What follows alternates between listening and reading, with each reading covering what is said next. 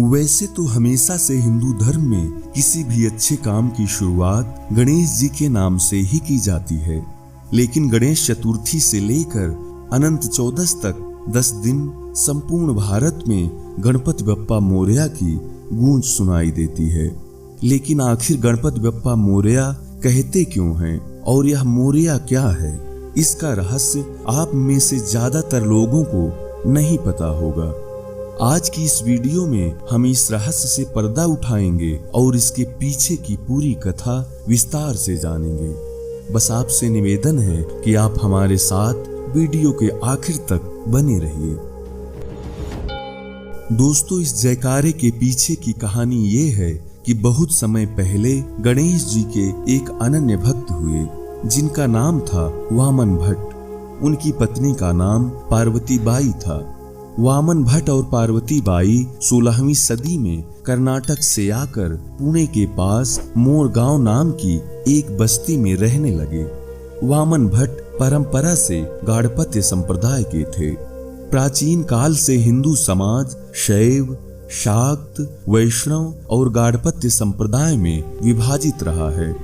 गणेश के उपासक गाणपत्य कहलाते हैं। इस संप्रदाय के लोग महाराष्ट्र, गोवा और कर्नाटक में ज्यादा मिलते हैं। इस संप्रदाय के लोगों में ये मान्यता है कि गणेश ही सर्वोच्च शक्ति हैं।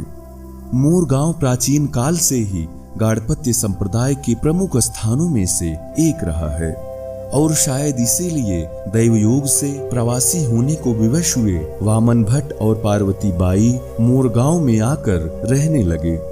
इस आबादी को मोरगांव नाम इसलिए मिला क्योंकि समूचा क्षेत्र मोरों से भरा हुआ था। यहाँ गणेश जी की एक सिद्ध प्रतिमा थी जिसे मयूरेश्वर गणेश कहा जाता है। आगे की कहानी हम जाने उससे पहले गणेश जी के मयूरेश्वर स्वरूप के पीछे क्या कारण है, इसकी कथा भी संक्षेप में जानते चले। मित्रों, गणेश पुराण के अनुसार एक सिंधु नाम का दानव हुआ। उसके अत्याचार से बचने के लिए देवताओं ने गणेश जी का आवाहन किया। दैत्य के संहार के लिए गणेश जी ने मयूर को अपना वाहन चुना और 6 भुजाओं वाला अवतार लिया और उस दानव का वध किया। मोरगांव में गणेश जी का मयूरेश्वर रूप ही स्थापित है। इसी वजह से इन्हें मराठी में मोरेश्वर भी कहा जाता है। बहरहाल यहाँ रहते हुए वामन भट्ट और पार्वती बाई को मयूरेश्वर गणेश जी की आराधना से पुत्र की प्राप्ति हुई। परंपरा अनुसार उन्होंने आराध्य के नाम पर ही संतान का नाम मोरया रख दिया। मोरया बचपन से ही गणेश भक्त हुए। उन्होंने थेऊर में जाकर तपश्चर्या भी की थी, जिसके बाद उन्हें सिद्धावस्था में गणेश जी के दर्शन भी हुए। तभी से उन्हें मोरया गोसावी नाम से ख्याति मिली। उन्होंने वेद वेदांग, पुराणोपनिषद आदि की गहन शिक्षा प्राप्त की। युवावस्था में वे गृहस्थ संत हो गए। माता पिता के स्वर्गवास के बाद वे पुणे के समीप पावना नदी के किनारे चिचवड़ में आश्रम बनाकर रहने लगे। इस आश्रम में मोरया गोसावी अपनी धार्मिक आध्यात्मिक गतिविधियां चलाने लगे।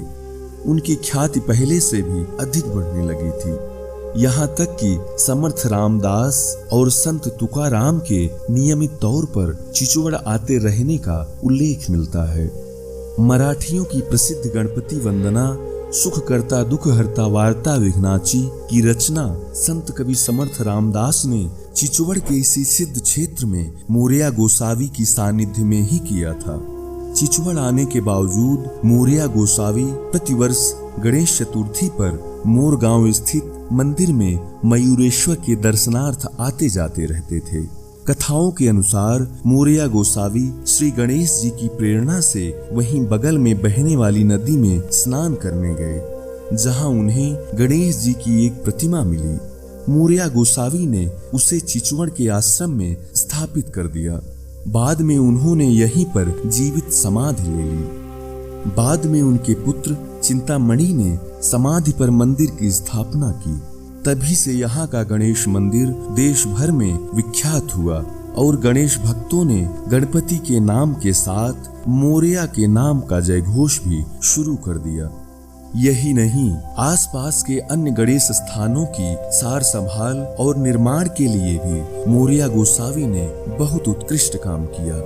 अष्टविनायक यात्रा की शुरुआत भी मोरया गोसावी ने ही कराई थी और इस कड़ी के प्रथम गणेश मयूरेश्वर ही हैं, अर्थात अष्टविनायक यात्रा की शुरुआत मयूरेश्वर गणेश से ही होती है। इस तरह परम भक्त मोरया गोसावी का नाम गणेश जी के नाम के साथ हमेशा हमेशा के लिए जुड़ गया। उम्मीद है आपको ये जानकारी अच्छी लगी होगी। अगर अच्छी लगी तो अपने परिवार और दोस्तों के साथ शेयर करें, वीडियो को लाइक करें। चैनल पर नए हैं तो चैनल को सब्सक्राइब कर बेल आइकन जरूर प्रेस कर लें, जिससे हमारी आने वाली वीडियोज की नोटिफिकेशन आपको मिलती रहे। धन्यवाद।